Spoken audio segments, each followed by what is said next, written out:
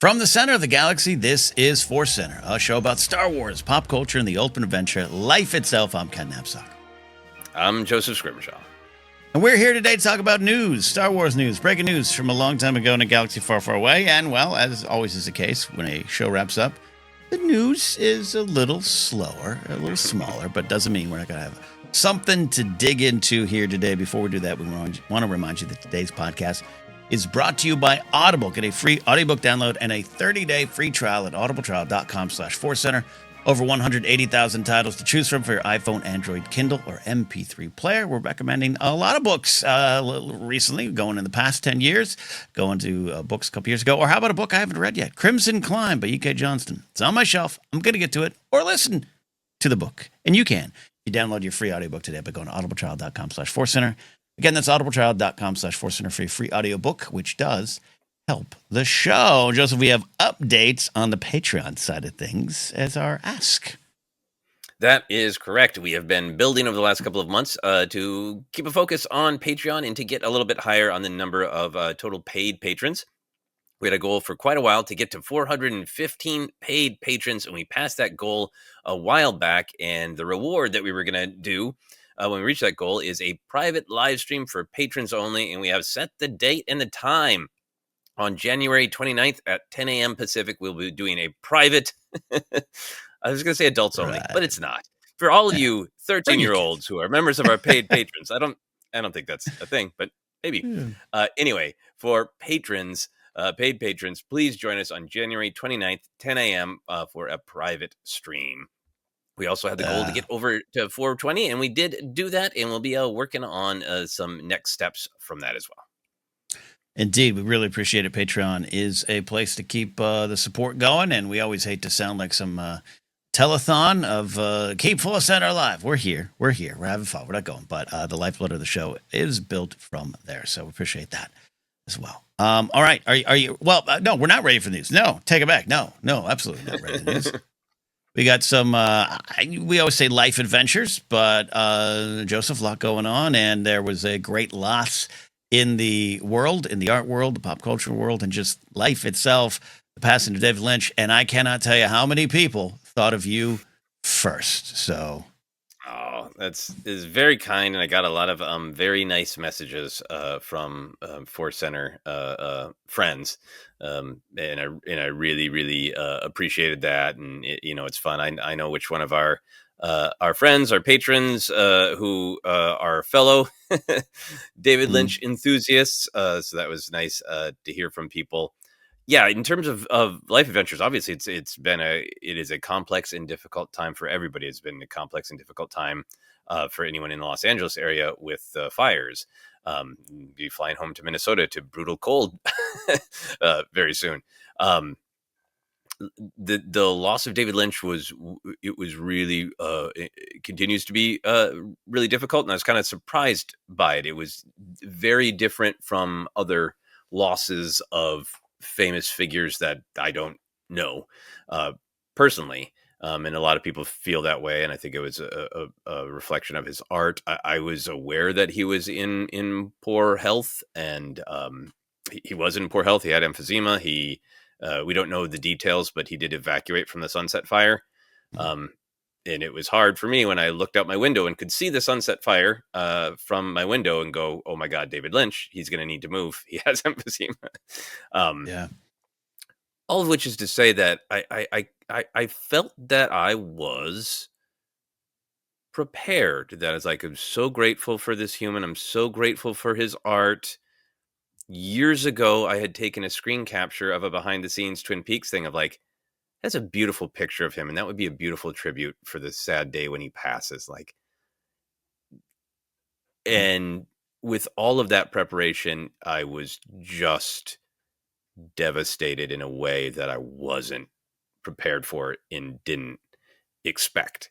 And I honestly think that a part of that is just the nature of his work.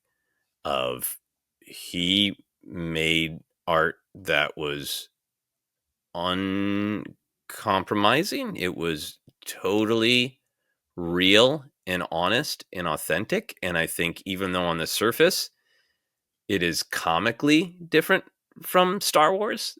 People make Hmm. the what if he had actually directed Return of the Jedi? And there are some very funny videos of super creepy Ewoks, and yeah, he Right. would have made the Ewoks damn creepy.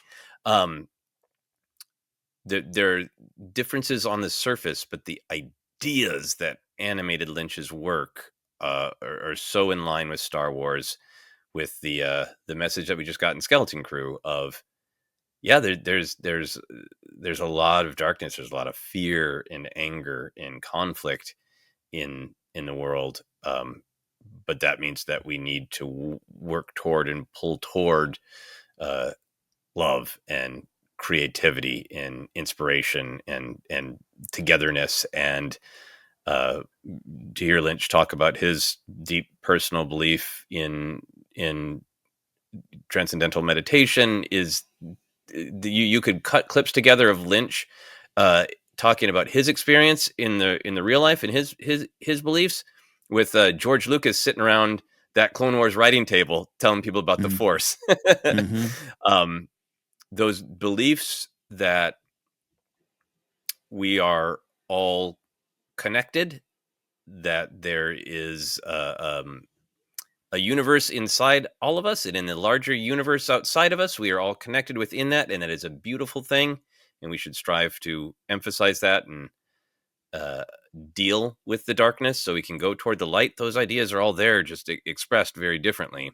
And I think because that's so what his ideas were, um, that it felt at this moment in time to have any sort of champion of light and togetherness and the beauty of art for art's sake, it just felt cosmically incorrect. I feel like Mm-hmm.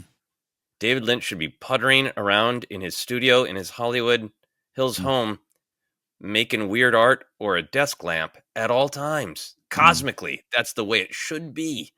Um, that I think that's part of what really affected me. Yeah, well said.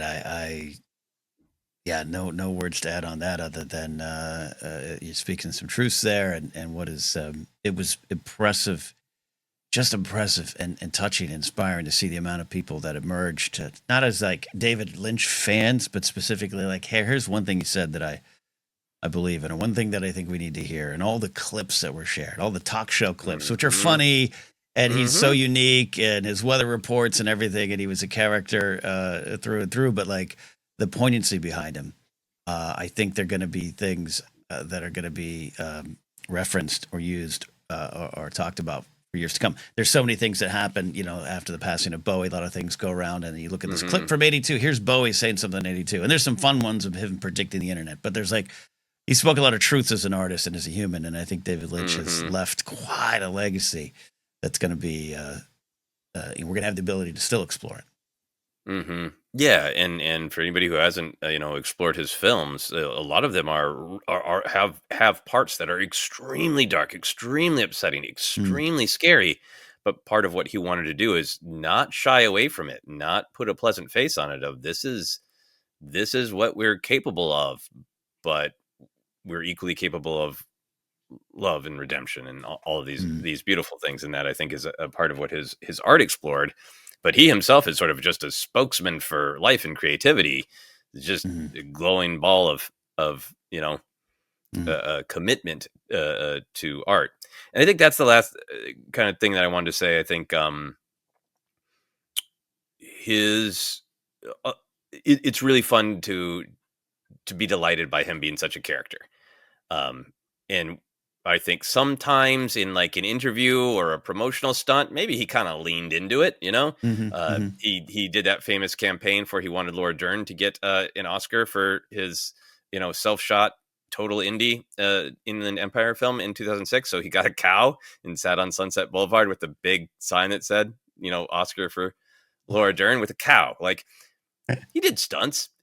He's an odd guy, but his films and his artwork, it is not an affectation. He is not trying to be weird. He's not trying to be mm, like, oh yeah, well I tilted sideways. yeah. He's just a sort of a symbol of it's all honesty. It's not weird. It's honest. He'd get an idea and he'd follow his intuition and say, the camera's got to be really close, and this thing has to be shaking, and there's got to be a person in the corner looking the wrong way, and that feels right, that feels correct. It has to be that way. Mm. Not trying to be weird, trying to be extremely honest. And I think what's very inspiring about him is I think anybody who wants to create at all has it in them to be as unique, as weird. You just have to follow that truth. And I think we're in a moment where there's a lot in creativity, not just AI, a lot in the creative world that is trying to get us to reduce the beauty and the brightness of our uniqueness, and get as samey as possible. In the last thing I want to share is that there was just kind of this weird kismet of, I've got a couple comments about the lighting that I use for the YouTube version of ForceCenter. People asking me a couple of people asking me to change it, or one person saying, "Can you get a better ring light?" And like we always say, hey, everything's subjective. I don't know if this is good lighting, and you cannot like it, absolutely. But for anybody who's been joining us recently, we did ForceCenter is a audio only podcast forever. 10 years. And when we were going to go doing it on YouTube, we were like, well, maybe we should do something a little bit different. And I was like, yeah. And so I was like, I just want to be a little bit different. I want something that feels a little bit more like my personality. And like, I'll set up a fun sort of little dark cave. I've got this, room divider, and I've got a ring light that's set low and on orange on purpose. And then I have this other light, that side light, that's blue. And depending on the light outside, it's more extreme in the orange and the blue, or not. And sometimes looks better or worse day to day of what it looks like. But I like it because it's me. And I mean, no disparaging to anybody else or anything else they choose, but the space that we're in with YouTube in particular is an attack on what I value about David Lynch's art. David Lynch's art is good because it is entirely honest, and through his specificity and honesty, he unlocks universal things that touch other people. YouTube and many other systems we're on, they want you to chase the algorithm. Today, your thumbnail should have text at the bottom. Tomorrow, your thumbnail should have text at the top. The circles, when you're pointing out an Easter egg, should be red today. Now they should be blue. Here's exactly how your lighting should be. It is set up to force us into boxes and sameness. And I got no interest in that. I want to do what we need to do to reach people. For years and years and years, branding was be yourself, be different, be unique, so you stand out. And a lot of what's going on with some of the platforms that we're on now are forcing us into sameness. Make the best red ring with arrow on your thumbnail. Like it.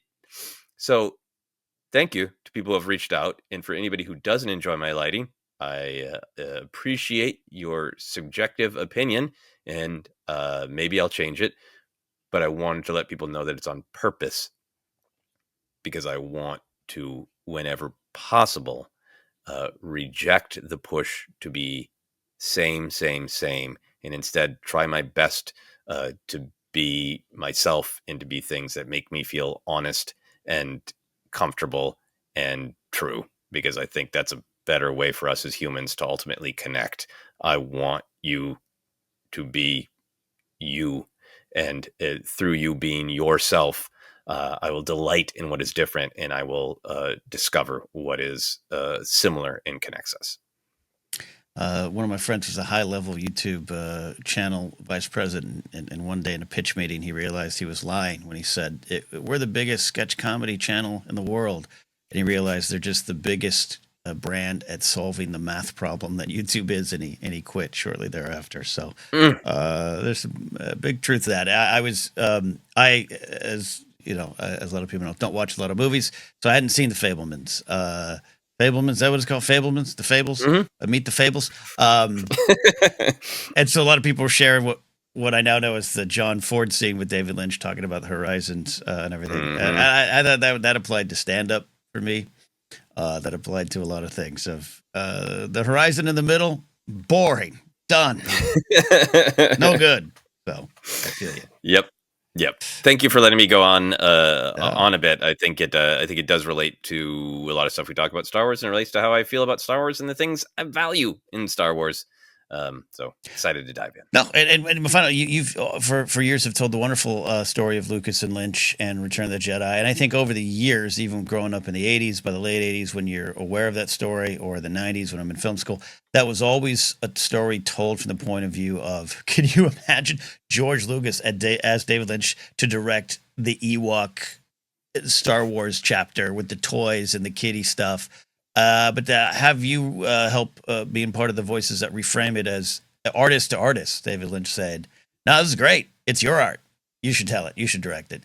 Has reframed what that story has meant to me, but also to what it means to the pop culture landscape. So one of the things I value too. It's very telling story of both of them that Lucas, admired Lynch and reached out to him, artist to artist, and Lynch, artist to artist, said, "George, this is your thing. You should do it your way." And in that viral video where where Lynch tells the story, and one of my favorite lines is, "George and I aren't that different. I do what I want to do, and he does what he wants to do. The only difference is what he wants to do makes millions and millions of dollars." Well said. Well said. No, thanks for sharing it. And I think would it be a big ForceCenter remiss if we did let you talk about David Lynch and what he meant to you in his passing. Thank you all. So there you go. From that, we'll dive into our one Star Wars news story of the day. This is it. This is what we got. We'll see. But it's fascinating and has to do with the creative process and what works. And the headline is Jod's Jedi Master revealed, but add question marks to that. Actor Yasmin Al-Masri took to Instagram over the weekend to reveal that she had been cast as Jod Nawood's Jedi Master. And what would have been a flashback scene, as best we can see explained there. The scene would have explained a little more of Jod's backstory. Al-Masri's character would have been the first Arab female Jedi on screen, which was acknowledged on set by her as well. The scene, and I would think perhaps an entire flashback episode based on, they described it in the interview we're going to read here as a bottle episode. It was cut from the show. We'll talk about that. That's pretty normal. And also pretty tragic to actors around this great industry. One note, and we and others had previously discussed a character named Nina Nawood, listed on IMDb as a Jedi portrayed by actor Haley Webb. This was in episode 1. We had mentioned in passing, and a lot of people threw it out there as kind of a, did we miss this clue? And is this a tie into what might be the reveal? So Yasmin Al-Masri's character may not have been that character, but it's also maybe safe to assume that might have been the name. There was, Joseph, there was scoops. There was a scoop channel that put this out there, and there you go. That's why we sometimes don't like the scoops. But anyways, let's dive into this one. Thoughts on her revelation, just the overall reaction. The character like this did exist. Where do you go? Mm-hmm. Yeah, I mean, I think there's so much of it that's cool. I think I got curious immediately of the legal situation. Like, I hope that it's cool for her to share it. It's awesome for her to share it. Or maybe she just decided, like, you know what? This is important and it's cool, and I'm sharing it, and we'll see what happens. I think the emphasis on representation is fantastic. I want, and I think there should be more representation. Everybody gets to see themselves as a Jedi is fantastic. I hope it is. I hope this scene is on a physical disc release. If it is just one scene, because it does seem like the implication was that she actually did film something, right? That she didn't just come in for wardrobe test and do a combat training rehearsal, but actually filmed something. Yep. So I think it's fantastic. I'm glad that we know. We'll talk more about, do we wish we had seen the scene or not? The nerdy part of it for me, Ken, is the photos that she posted were a very traditional Jedi costume and a very clean Jedi costume. Mm-hmm. So I also wondered if Jod's origin changed a little bit, because in the monologue version of his origin that he shared, he describes being discovered by a hungry, ragged Jedi. So I got a little post Order 66 Yeah, that right. he hadn't even been discovered and saved by this Jedi until after the Jedi had already survived Order 66 and was on the run herself. Mm. And the costume shared by Yasmin Al-Masiri didn't look like a Jedi on the run post Order 66. So I was really intrigued by the contrast between what her outfit looked like and what the story that that Jod himself ultimately told. I think it's a great note. Absolutely agree with you on that. And yeah, we're looking at green room shots, trailer shots, whatever you want to say. But yeah, if that was the aesthetic that they were going for, I could absolutely see that changing. I would love to know a little bit more about that if this was to come out. It had Jedi Temple vibes, right? Not Jedi Temple robes versus field robes and that High Republic stuff, which I love. I love the lore of the robes, but yeah, I do agree with you. And that in the telling of the story, and we'll get into more on that. But yeah, telling the story that makes a lot of sense to me. Yeah, and so as far as revelation myself, like I totally feel her. I think I'd do the same thing. It's a bummer, man. It's a bummer. The amount of times that actors will call their family and friends and post about I'm in this show tonight, and you sit down and then you're not there. People go into movie premieres and that's when they find out they're not there. It sucks. It sucks. So I actually kind of, regardless of, and you're right to wonder about any ramifications, but just hey, I waited 2 years. Oh my The show's God, over. yes. Here's what I got to do. It was pretty cool. And this exists, and this character exists in some form, and I got to be it. And I really appreciate that she shared that. Yeah, I do too, and I feel for her, and I don't want there to be any problem. Yeah, and I think it was the post also was like, I'm sharing this because it's an amazing experience for me, but it's also the representation was amazing, and I feel like that's worth sharing. So yeah, I'm happy that she did share it. And Star Wars has changed. It isn't the you're in Star Wars, so there's going to be an action figure of you. It is now painfully difficult sometimes to get an action figure of a character.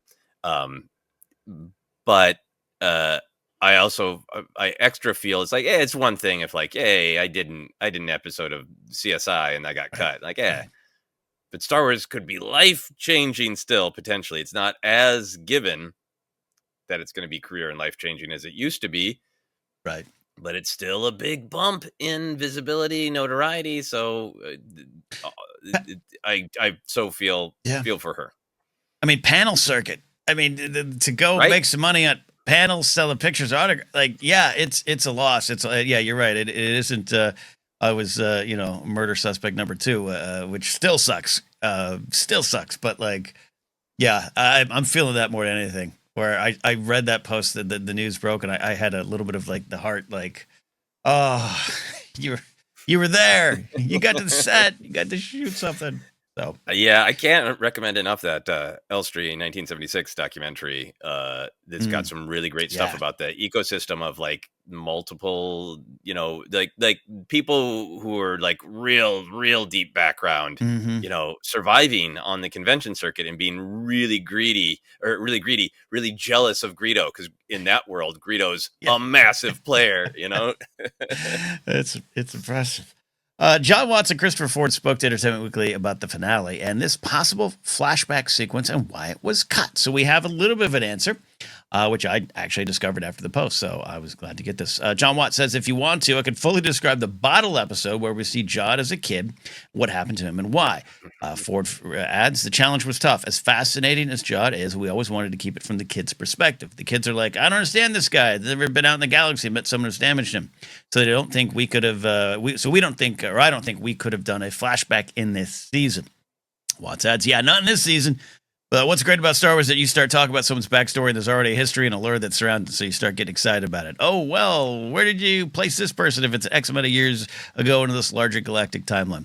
It's just such a rich world that you can have so many variations and varieties of characters and backstories. It's just like the limitless potential. It was very fun.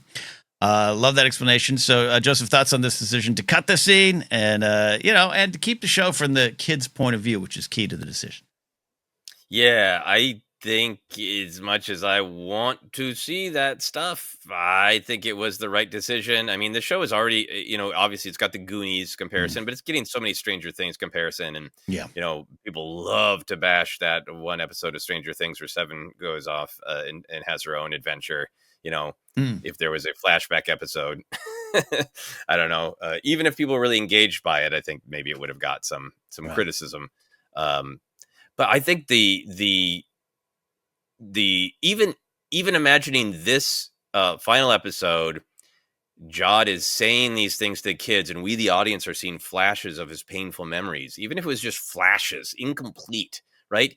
Even that, I think, would have totally changed the tone, Yeah. because I think as the show is written, directed, acted, exists now, um, th- that scene, we, the audience, are certainly learning things about Jod, but actively what's happening is he's making an argument to the kids. Hmm. The only reason he's sharing this amount of truth is because he is making an argument about his worldview of, Wim, you think Jedi are the symbol of hope, that there's going to be somebody who comes to save you. Well, let me tell you, an actual Jedi came and saved me, and they just died in front of me. And that's what Hmm. happens when people come to save you, boy. They just get killed in front of you. So stop hoping for it. The way it's constructed now, it's about that philosophical argument. So the scene remains, it is between Jod and Wim, and is a happy accident, Hmm. not a happy accident, is a byproduct, a happy byproduct. We, the audience, get a few answers about Jod. A flashback would have made it not an argument, not a conversation. It would have made it more about answers. Yep. Even if all we saw was images that supported what Jod was saying, it just would have really changed the tone of it for me. Right there with you. This was the right decision. Absolutely was the right decision. Like I love extended editions. I love, if Peter Jackson wants to put out a 10-hour Return of the King, I'd watch it. I love it. And I don't watch the theatrical versions. This is different. This is a different vibe. This is this choice. It isn't just simply a deleted scene. I think it was a big artistic, creative choice. And I'm all on board. We have an episode coming out later the week with Alex and Molly of Star Wars Explained, diving into season 1, looking back. And we talk about just the perspective of the kids. And we don't get a lot of Jod getting out of the situations. The kids just know he's got out of it. He's there. He shows up to save them, or he shows up to help them, and that's how they have to kind of make these decisions. So for them, like you said earlier, if there was something where they had it and it made sense, and then suddenly along the way they're like, no, let's refine this and make this decision to keep it hold answers back. You're so right to say it's answers. So I really stand by this decision. I love it. And also I think we've had a lot of, I want to choose my words carefully, we've had a lot of flashbacks or events in series that take place in another time. I'll say that because sometimes flashback has the do Wayne's World vibe that we joke about. But you know what I mean? Where it's like, it was effective in Kenobi. That episode with Anakin and going back to their lightsaber training session, that was effective. The Book of Boba Fett stuff, the Tusken stuff is so important. The Reva stuff. So it works in those shows. I think it would have been out of place in this show. Yeah, I think there's also that element of, as stories, is how are people impacted by Order 66 and all of its ramifications. You've said this a bunch, and I really agree with you that there's that there's an unending amount of stories that can come out of Order 66. Mm-hmm. But there's a risk of getting into similarity of just watching a child watch their mentor go. Yeah. We've seen it in many different things, in many different forms, but in specific, we've seen what this might have been exactly with, we saw Grogu have to face his flashback Mm-hmm. of Order 66 trauma. Mm-hmm. We saw Reva go through her flashbacks of Order 66 trauma. So we have literally seen exactly this, a central character reimagining, rethinking about flashing back to their loss of a Jedi mentor trauma a lot. So I think in a show like Skeleton Crew, that it was partially knocking it out of the park because it was really successfully doing its own thing while still being very true to Star Wars. That might have also bumped to be like, you did a really good job of coming up with different action scenes and different creatures and different locations and different vibes and different moods to have a mood in the final episode that's really similar to something that we've seen a lot recently. Would have been a little jarring for how fresh Skeleton Crew came off to me. Yeah, the Grogu one is a great example. I mean, just that season 1 armorer and Mandalorian like facing the ringing trauma of his past. I love that stuff. I love So it. good. So good. I'm just glad it was a different direction. It's just they handled Jod so well, and again, sucks for this performer. Yes. Performer. But I think it's a great decision. And like I said, I enjoy a good deleted scene. I don't want anyone to think I don't, but like I'm kind of team J.J. Abrams on. Yeah, no, I cut it. It's not in the film for a reason. Why would you watch that? No, it's not there. Yeah, I mean, I hope for this actor's sake that it's maybe on a physical disc release that they're rushing out. But I also hope this is a version of the story, because I also kind of feel like, okay, well, if we didn't tell that story, and Jod's slippery, so maybe that's not exactly true, that story, or it's got a lot of details that change it. I would much rather have it have lots of room to be told. You know, it's almost like the way that Lucas originally cut the Jabba the Hutt scene from Star Wars: A New Hope, and was then able to like, let's really show Jabba in Return of the Jedi, and of course comes back to in the special edition. But like, I'd be fine with a deleted scene as long as it's like, this is a deleted scene. This is a thing we were going to do. We'll tell this real story later. Which is so funny you mentioned that, because that was one of the, we grew up going, did you hear? They had Jabba, and then the documentary footage came out of the actor, Han, my boy, like, and then it gets put back in. And then I remember hearing some criticism of like, well, it doesn't add anything. We get the same information in Greedo. Yeah, that's why George cut it. That's why George cut it. But he put it in because they had it, and might as well try some new technology, which, initially didn't necessarily work out. Anyways, fascinating. Thought of that. One of the one of the reactions I had when she Yasmin posted the story was, oh, okay, so Jod's story is true, right? There's truth to it, right? Which I didn't doubt. You and I have talked with Jen all season long of like he really does share some things about him. So I believed every bit of his story to Wim about his master. But I had a little bit of like, but also I don't know. And so I was like, okay, and at least at some point on paper that this part of it was real. And I like that, but also I was like, oh yeah, I don't want to know more right now. Or at least from this season. Yeah. And I feel like maybe, maybe the robes got dirtied up, but maybe there's a reason that a Jedi in hiding is fully wearing screaming loud, I am a Jedi robes. But it also made me wonder, like, did they tweak the story? Was the story, when they filmed this flashback, was the story he was a Padawan and this is his master dying at the temple? And then when they decided not to use the scene, they're like, actually, it can be a slightly different story. And a fresher story and a different one. Yeah, and the Entertainment Weekly comments make, again, they use the term bottle episode, like it's it's season 3 of Community or something. But I'm with you. It just has that vibe. It has that vibe of, no, we gave too much. We gave up the farm a little bit, and there's a better way to do this. Yeah, I don't know. I don't know. But do and I know this comes up, and we'll have this discussion later in the week too. I know, but do we want to explore more of Jod's backstory and future storytelling? And do we want more with Jod? Because I'll start right here, right now. Going forward, I do want more. I don't know how much I want of his backstory, even based on what you and I are discussing right now. Yeah, I love the mystery. I'm really of two minds of like, yes, right.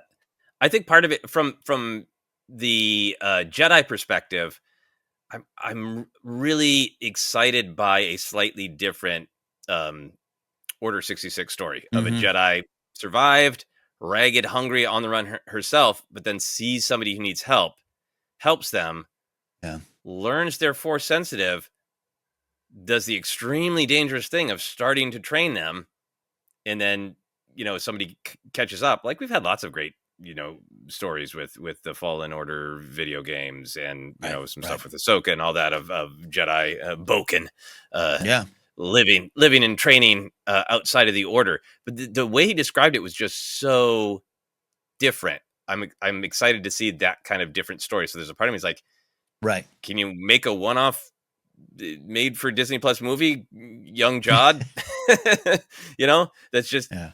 because I'm intrigued by the Jedi story of it, Mm-hmm. of who is his master that she chose that, um, Mm-hmm. all that.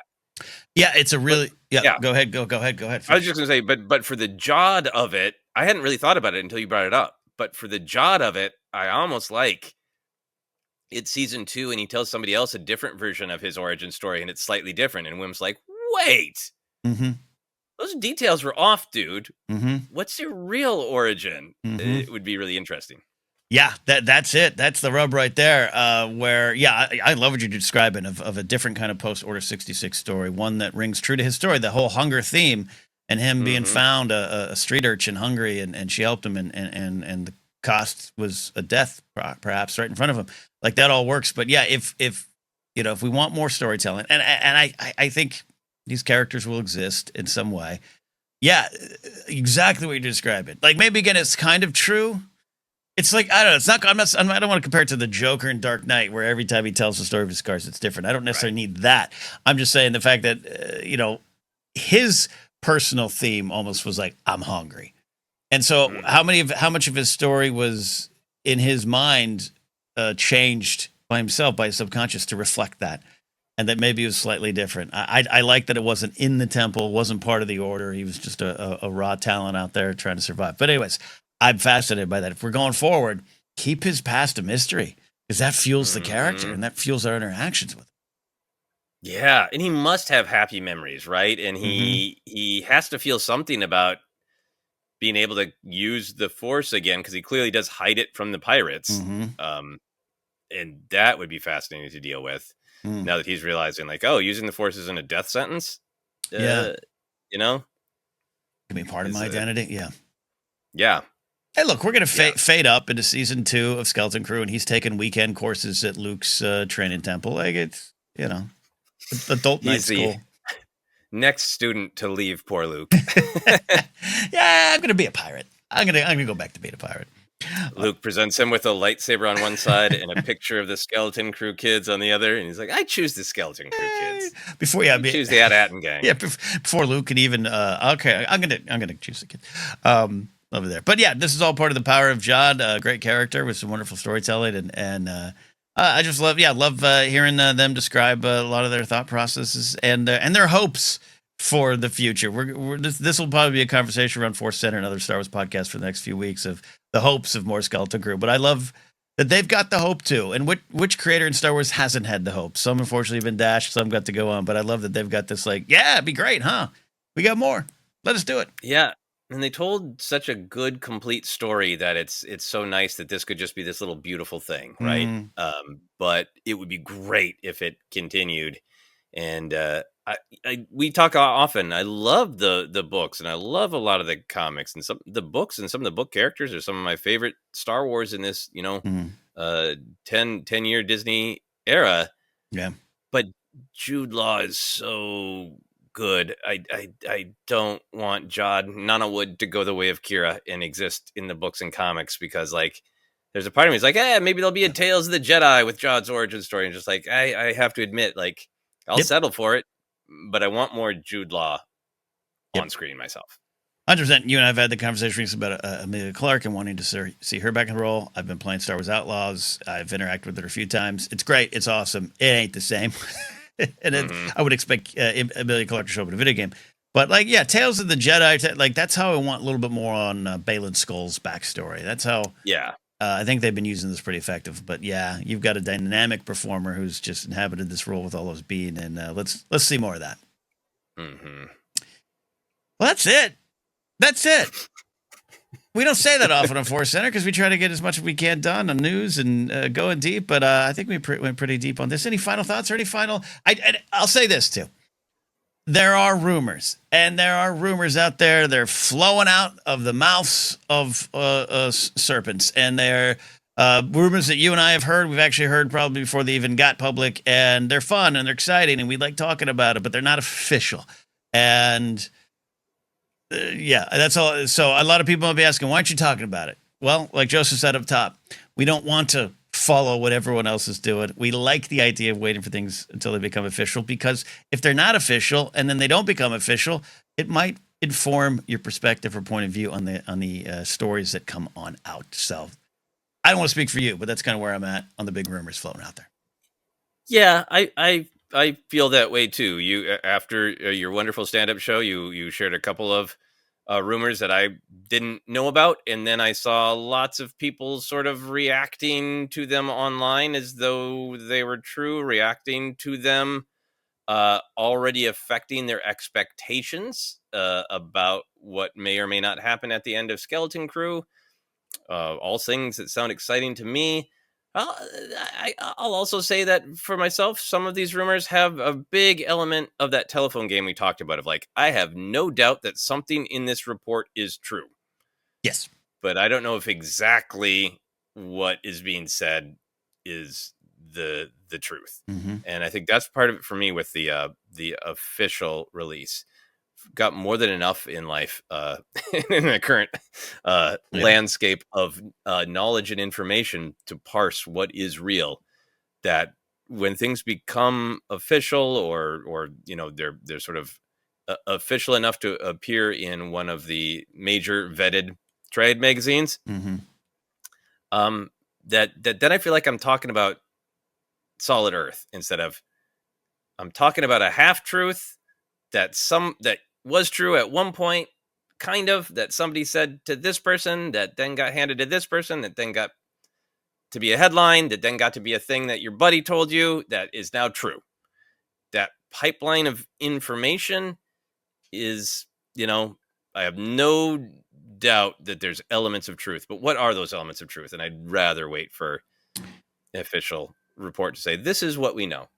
I love this franchise. I love every angle of it, and I think sometimes that information is handed out to control the news clicks, and control the conversations, and to pull engagement versus actually caring about the stories. And our goal here is to celebrate the stories that affect us, inspire us, and change us. And when those stories are official, Rory McCann as Balin Skull became official. Then it's fun to talk about it and look at the purpose, the why of the decisions. So we'll get there. Anyways, I just wanted to add that in because we might get questions. Hey, yes. In fact, even I did at the day of this recording, I did the vertical live in the morning, like I try to do Mondays. If you guys want to hang out, while I'm getting ready for the show, I just pop up my camera and go live on ForceCenter. Some people asked me about another one of the rumors that's come out today. I talked about it, said, I don't know. Yeah, we'll see. By the end of the recording, actually by the end of, before we sat down to record this episode, the rumor had already been cast aside. False. So we'll wait till it's official. Excellent. All right. Excellent. There you go. That's it. All right. We're out of here. Hey, go create something today. Go put some humanity in the world. Go look up into the sun and look at it from your own point of view. I don't know. I tried to be inspirational there, Joseph. I failed. I don't know.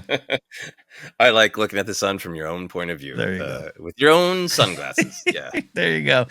Hey, you can find us on social media at ForceCenter Pod. Blue Sky, part of the probably the place where we're the most active now and going forward. You can also subscribe here on YouTube if you're watching. Hit that notification bell so you don't miss things like vertical lives and live shows. We got the live shows at the end of this month. Podcast is available in a lot of spots. Just search. You'll find us. Merch available at tpublic.com/user/ForceCenter and our Fourth Wall shop. The link is down below on YouTube. You can support us directly on patreon.com/ForceCenter. Follow me at Ken Napzok or my website, kennapzok.com. You, sir, where can they find you? Yeah, you can follow me on Blue Sky, and you can also check out my website, josephscrimshaw.com. You can also subscribe to my blog that I put out every Tuesday, for the most part. Sometimes life becomes overwhelming, but try to keep it weekly to Tuesday. That is called Finish Your Monsters. It is something where I share kind of adventures in my week, but in particular creative adventures. And I set a goal every week. The creative journey to me really goes to a lot of what we talk about in Star Wars canon and with Skeleton Crew in particular, like those fear barriers. They are a forever battle. And what I want to do with the blog is kind of share that, like, every week I set a goal and every week I have to battle through some kind of fear to get back to like, oh yeah, I shouldn't have been scared. This is fun. Every week. So if you want to do creative things, it helps to set goals. It helps to know you are not alone. And that's what I try to focus on the blog. So if you're interested, check that out. There you go. Check it out, indeed. Powerful stuff, valuable stuff. And that's it. We'll see you next time. So for David Lynch and all the art that he created and all the inspiration we will still be able to find in his work, we'll see you next time here on ForceCenter.